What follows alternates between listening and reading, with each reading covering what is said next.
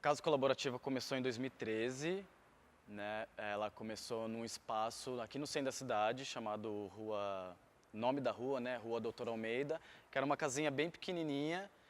E ali começou a rolar um pouco dessa ideia do que poderia ser uma cultura alternativa dentro da cidade de Jundiaí. Depois a Casa Colaborativa ela foi para Prudente de Moraes, que é uma casa maior, que dá para fazer eventos melhores, né? Adequar um número maior de pessoas.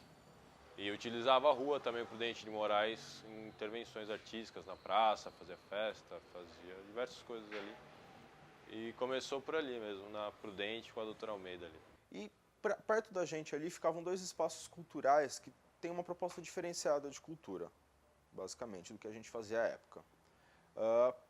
Pela frequência das pessoas que passavam pelo nosso espaço, a gente recebia, né, muita gente diferente para os padrões da sociedade, desde de transexuais, as pessoas que se vestem de outras maneiras, cores de cabelo, todo esse tipo de coisa que é visto de maneira diferente pela sociedade, acabou incomodando, de certa maneira, essas outras pessoas da Rua das Artes, e a partir daí eles se mobilizaram para que a gente saísse de lá. E aí, somando-se a isso, assim, o alto preço do aluguel, né, essa condição assim, de ter que manter isso, por conta dessa especulação imobiliária também no centro e tudo, o pessoal da Casa Colaborativa chamou alguns artistas, né, os outros coletivos também, enfim, chamou várias pessoas, até de diversos setores da sociedade.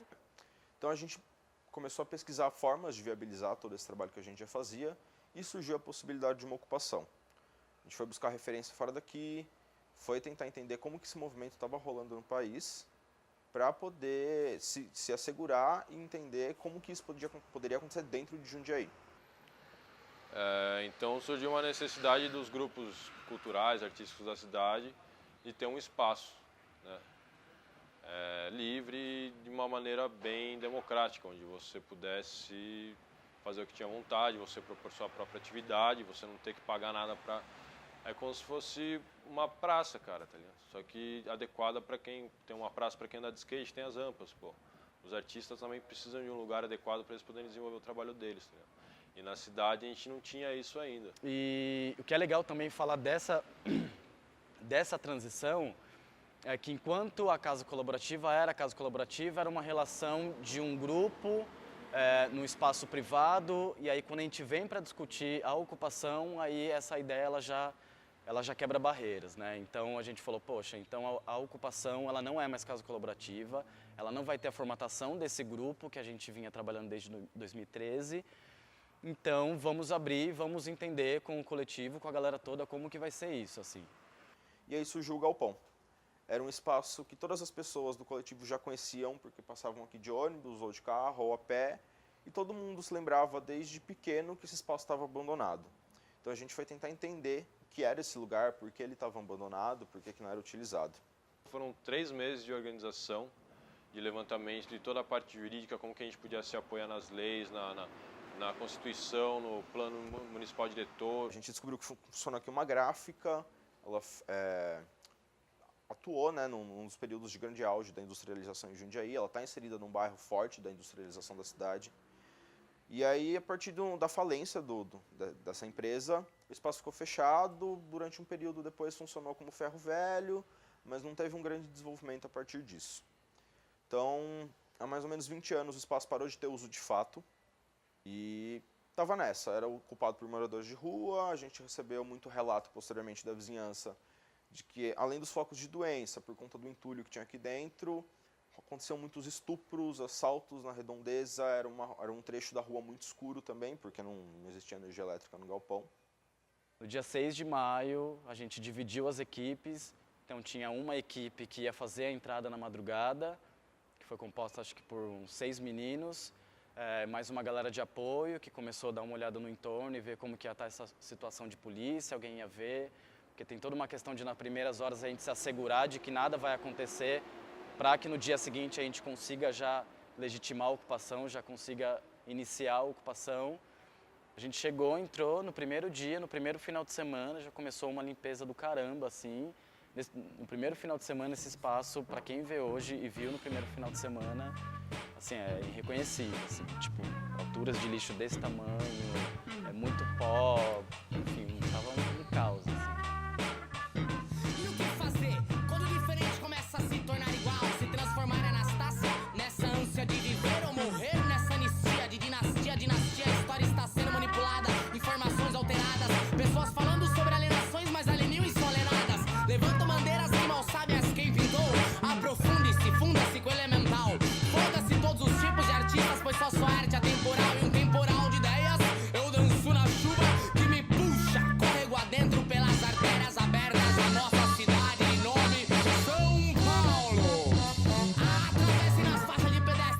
cancerígenos inocentes, ufólogos extraterrestres evito contato iminente. Se eu pudesse emitir uma mensagem seria cuidado com a gente, somos perigosos iguais leões sem dentes.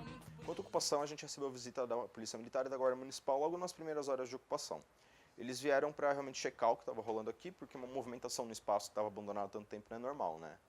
Era ponto de muito problema para eles esse prédio, porque eles tinham que entrar quase toda semana, se não toda semana, para resolver algum problema que estava acontecendo aqui dentro. Né? Eles foram muito cordiais, na real. Eu dialoguei diretamente com eles nas duas visitas, nas duas primeiras. Eles entenderam a proposta, a gente apresentou o nosso manifesto, que a gente esclarecia o porquê que essa ocupação estava acontecendo. E a gente explicou numa boa para eles. O Coque chegou e falou, ó, isso é uma ocupação e tal, a partir de agora esse espaço, o uso dele é nosso, né? E a gente vai começar a entrar nos processos legais, cabíveis. Na Constituição Federal de 88, nós temos o artigo 5º, tem os direitos e garantias fundamentais de todo cidadão, e lá você tem que é garantida a propriedade, porém a propriedade deve cumprir a sua função social. Então, pelo Código Civil, existe um artigo que diz que quando você abandona a propriedade, quando os seus atos, os seus gestos tendem a mostrar que você abandonou a propriedade, você pode perder ela legalmente. E é esse que foi a base do nossa argumentação para manter a posse aqui da ocupação. No momento, só o que a gente tem é, infelizmente, a data de saída, que a gente vai tentar renegociar, e nesse meio tempo a gente está tentando na prefeitura se a gente consegue o espaço legitimamente ou se tendo que sair realmente a gente consegue algum outro espaço.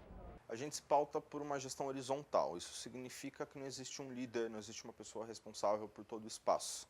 Somos um grupo de pessoas responsáveis pela ocupação. A gente se divide em grupos de trabalho, são GTs que a gente fala, e aí cada um se voluntaria para o GT que te agrada, ou também nenhum. Tem várias pessoas que não fazem parte de nenhum GT e que colaboram também, cada um da sua forma. Você pode ajudar a vir um dia a varrer, fazer a comida, ou passando uma programação, falando que quer vir dar uma oficina, fazer um show, fazer um grafite, trazer livro. Você pode contribuir de várias maneiras, né?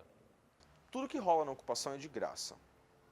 A nossa proposta é que seja aberto para a comunidade, que a comunidade não tenha que gastar dinheiro de fato para poder consumir arte e cultura, até porque ela pode ser produzida de uma maneira mais simples, que não necessite de grandes investimentos. Então, as propostas elas são todas voluntárias, as pessoas que querem propor coisas na ocupação, elas chegam, mandam suas ideias, expõem o que elas querem produzir aqui.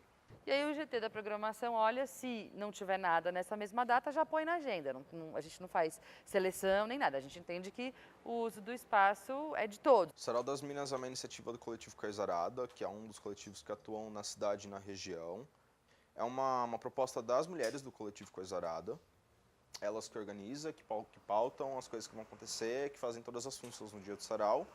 E é um sarau, de fato, para exaltar a questão dos feminismos. E acho que elas podem e têm mais direito e mais empoderamento e representatividade para explicar isso.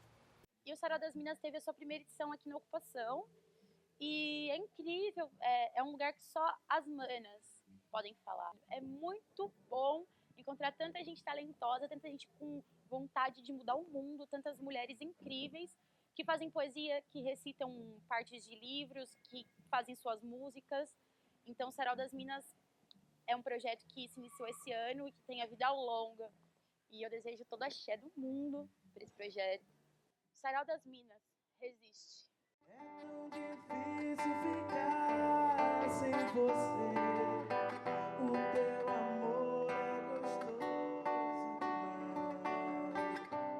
Teu cheiro me dá prazer.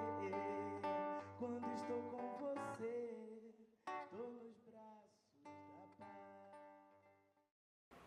É muito reconfortante, assim, é muito uma certeza de que eu não tô, tipo, muito louca e que o mundo pode mesmo ser diferente, sabe? É algo que já entrou para a história, né? Não tem como dizer que vai entrar ainda, já entrou para a história da cidade. Eu acho que também vai abrir muitas portas, vai possibilitar que mais pessoas, cada vez mais, consigam tomar a cidade para si, ocupar a cidade de fato, e não ocupar simplesmente de estar presente no espaço, ocupar de assumir a identidade da cidade e fazer com que a cidade assuma a identidade dessas pessoas. Então não é um lugar mais, não comum, mas talvez mais igual a todos.